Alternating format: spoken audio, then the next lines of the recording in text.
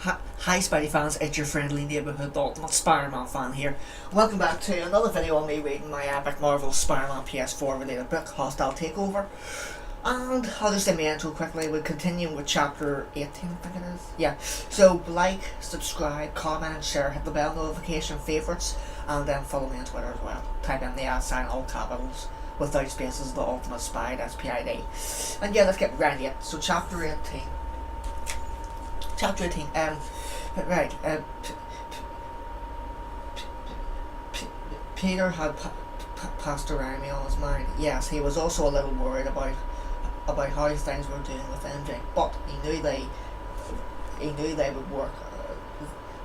They would work things out. They'd been together for a long time, and each had to bend if they were going to go together. Excuse me, sorry, Spy fans. To go together. She'd already put up with things that were beyond what any girlfriend should endure. Whatever she needed from him, he'd find a way to make sure she got it. She was already waiting for him online when he walked through the door. He checked his wristwatch just before he gave her a quick kiss. You're living dangerously, he said, showing up early, and you're on your best behaviour, showing up almost on time. Exactly on time, he said, tapping his watch. But wearing one made him a bit of a relic. He knew, but it had belonged to Uncle Ben, and he liked having it close.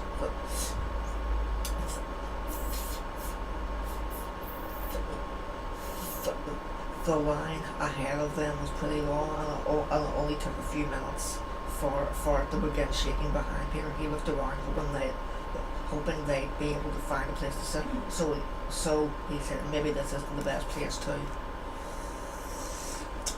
to have a serious conversation. But since we're going to work things out anyhow, maybe we should talk about it now. So your sandwich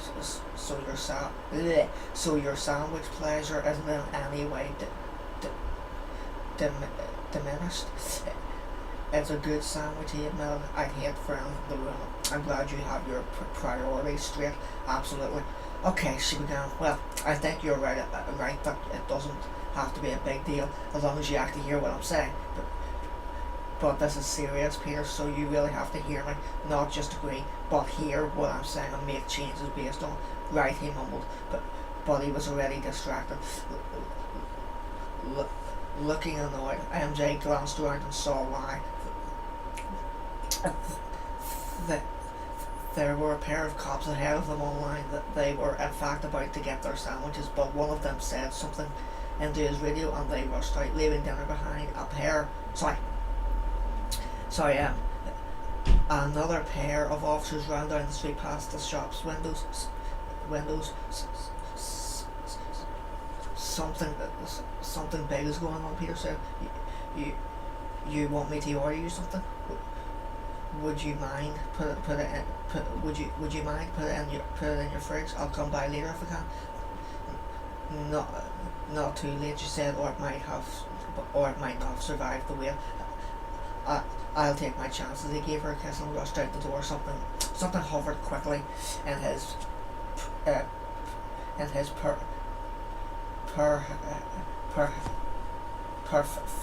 preferable version. Sorry, I've said that wrong, Spidey fans. Like a familiar face, but he didn't have time to sort it out. This wasn't exactly the moment to say hi to whomever it might have been.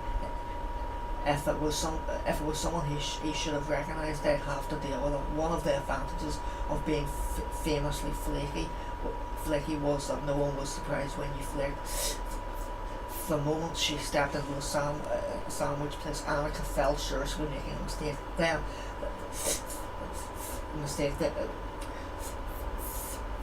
Then she looked at the menu posted over the counter and decided she could probably live with the consequences to fight.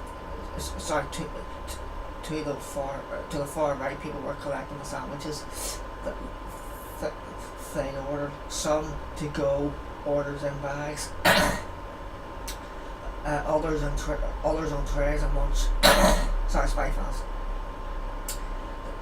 To-go orders in bags, others on trays and munch. She caught sight of them. That there was no way she was turning around. This place really did look good. There was Peter talking to a woman with red hair. She really was pretty. Anakin had hoped she would look mean, but she didn't. There was no sign of them arguing either. They seemed entirely comfortable with each other, just a normal couple having normal couple problems. Anakin decided she needed to get out more. She'd worked so hard at school and she'd lost perspective on how people lived. She'd get her dinner, go spend some quality time with her cat, and rethink her life. She needed more time with the menu though. The line wasn't moving fast, but she wanted to be prepared when her turn came.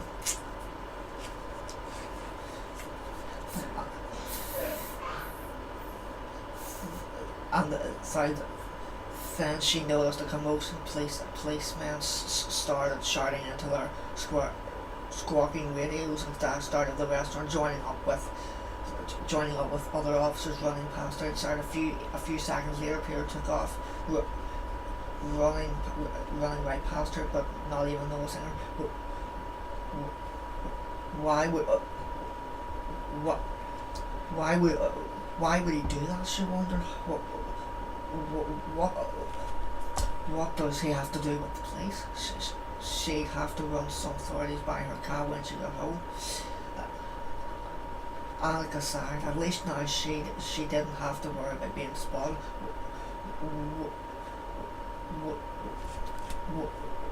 Wouldn't it be nice, Peter thought, if I could actually spend a little quality time with my girlfriend and a delicious sandwich?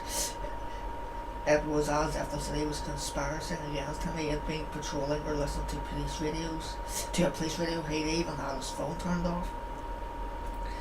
But no, the crisis had to go waving its arms right in front of his face, and of course he couldn't just ignore it.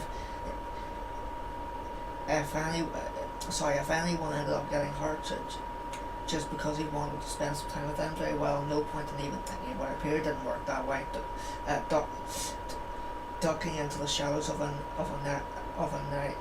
night between buildings, he dodged a pile of trash and clambered up a wall and onto the roof. Once there, he changed into his spider suit and monitored the police chatter through his mask. West of Central Park, over at an auction house called Rosemont, some nuts have taken a bunch of people hostage. There were children in there, or there might be children in there. There were conflicting reports about the number and type of hostages, as well as the perpetrators. I think that's what it says. Sorry if I'm wrong. Someone said it was a lone wacko with a gun. Another said it was someone with superpowers. But by the time he arrived, the logics of this thing were still a mess. It was always a risk to interact cops. Occasionally, he encountered one who was overzealous and wanted to be the guy who captured Spider-Man. Still, he needed more information if he was going to help, and he spotted a socially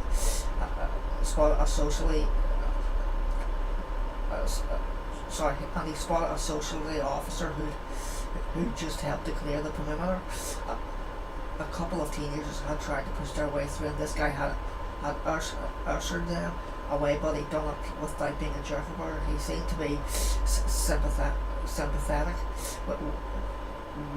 with the fact that teenagers were by nature going to do stupid things, so it was worth a shot. He leapt down and landed on a brick wall right next to the police officer. Holy crap, the guy took a step back. You're Spider-Man? Got it in the first try, Peter replied. And you, Jeff Davis? Oh! Miles Morales' uncle. Sorry, Dad. Sorry. I don't even know why I said that. Jefferson Davis. He said, you know what's going on in there? I was kind of hoping you could tell me. so we could see if there was any way I could help. The whole thing feels hingy to me. The cop shook his head. We've got a bunch of conflicting reports, but so far no hard information. The inflator and sound mic guys are set up, but so far they haven't been able to pick it up anything. It's a big place with its own warehouse, but that doesn't explain it. There are still some icky questions, like who takes sausages in an auction house at night. Exactly, the cop touches knows something's fishy. You said it, Spider-Man replied. Thanks for your help. He pushed off and leapt upwards, bounding back and forward between two buildings until he reached the roof. From that vantage point, he looked down at the auction house and its storage facility. There were a few points of entry, including one on the roof, and they all looked quiet. He was grateful that the cop had been so helpful. He wished now he'd been paying attention when he said his name, Jefferson, or something like that. Inside Rosamond's, everything was completely quiet. There weren't even any security guards. Maybe they'd all been evacuated after doing extensive recon. Spider-Man took out his phone and called Yuri Watanabe.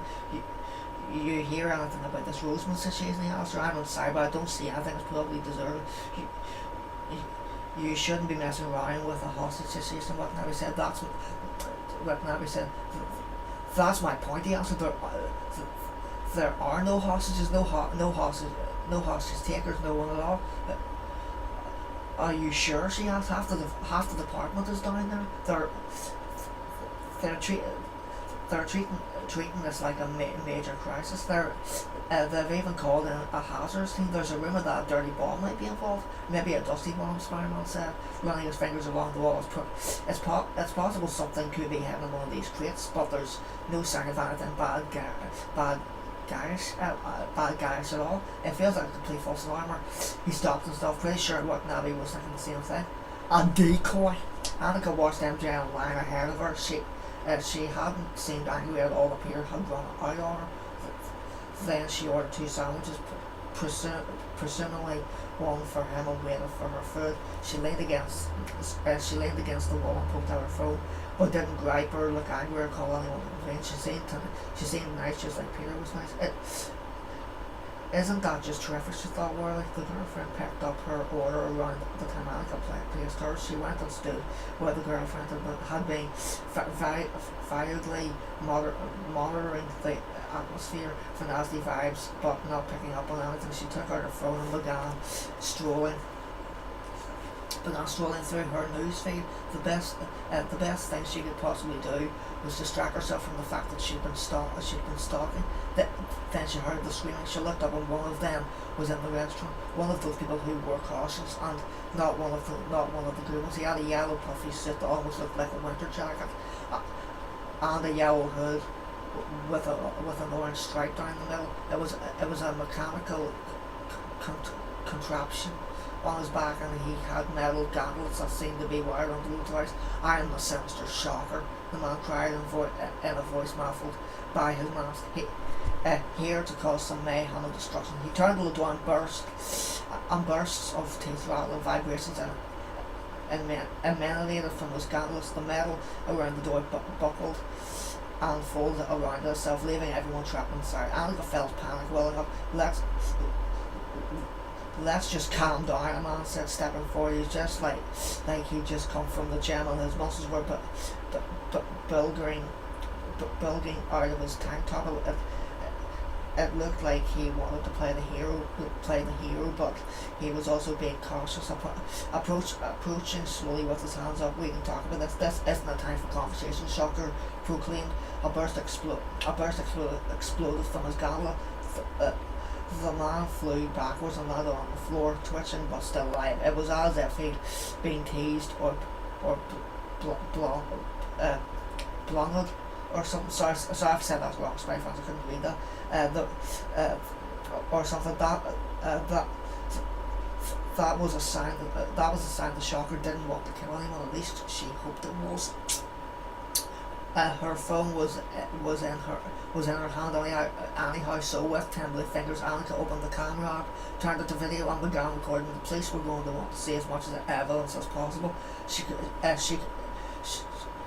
could know that she could show them when this was all over, and if she didn't make it, well, people would say she'd been a thoughtful citizen until the end. Prepare for the worst, Shocker cried out, as if he was trying to make sure they could hear him in the cheap seat. It was like the guy had never dealt with people before, but wasn't he a known villain? There will be violence. There will be violence. You there? He pointed to a teenager wearing a hoodie. Do you have a heart condition? What on earth? Annika thought. That the kid shook his head. The Shocker hit him with a blast from his gauntlets. Let that be a taste of my power. There was something very wrong about this, and Annika wasn't the only one who seemed to be aware. People were looking around with obvious confusion. No one said anything, though, trying not to draw the lunatic's attention. Then Spider-Man showed up. He leapt in from the back room, sailing across the restaurant, and slamming feet first into the Shocker's chest. The villain staggered, and the device on his back struck the wall with a crunching sound. Hey, Shocker! Shouted. Be careful. Forget that, Spider-Man said. I'm going to mess you up, Shocker. I have a room full of hostages here, Spider-Man. The villain answered back. As loud as it was, his voice was as empty of actual emotion as a fourth grader exciting lines from a school play. Excuse me, Spidey-Fan, sorry, just after something to eat, if you must know, that's why I'm wearing it. Sorry. And from a school play. If you attempt to apprehend me, I will kill them all. You think I care about these losers? Spider-Man asked, gesturing toward the huddled civilians. They're not rich or famous, but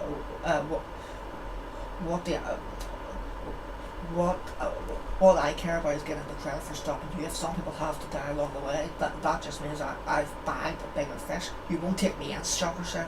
I've wired this restaurant with a bomb. If you try to stop me, we'll all die. Not me with my enhanced reflexes, Spider-Man replied. I'll get away. If you're dead, what do I care if you take the hostages with you? I'm done with this. One of the hostages shouted, a burly man wearing a windbreaker. He picked up a trash can and threw it hard against the window. The glass shattered, and he, along with a dozen other people, raced out of the restaurant. Annika wondered if she could make it. She'd have to cross Shocker's line of vision to get to the window, but he didn't seem to be paying attention to his hostages anymore. He was more interested in circling around Spider-Man.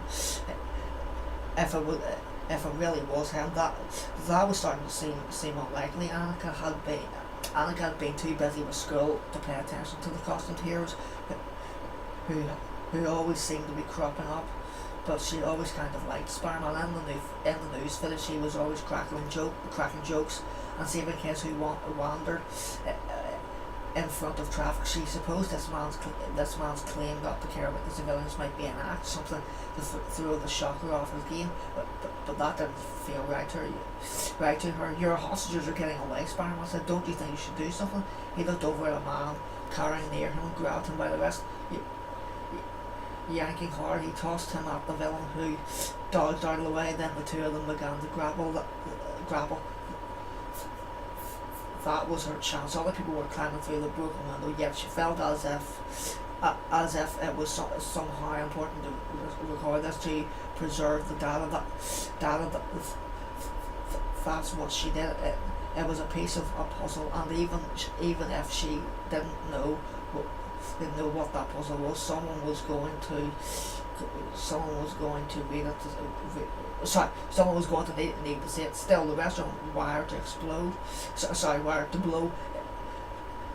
It was better not to ignore that sort of thing, so she began moving towards the grappling hole in the window, but slowly holding up her phone so she could record the two men fighting, or pretending to fight. Maybe more and more it looked fake. Suddenly the Shocker looked up. We need to go, he called out, and the two of them darted into the kitchen together. Oh no. And good lord, her phone, I moved quickly towards the window. If I can just, there was a flash of light, then there was nothing. And that's going to be it, Spy fans. That's on the chapter 19. So yeah, that's going to be it for this video. So hope you enjoyed it. I have to admit, like, I've read this book twice before doing these reading videos for you, Spy fans. I have enjoyed this book, and I really am. Like, I'm starting to really. Every time I get this far, it just gets on getting better and better.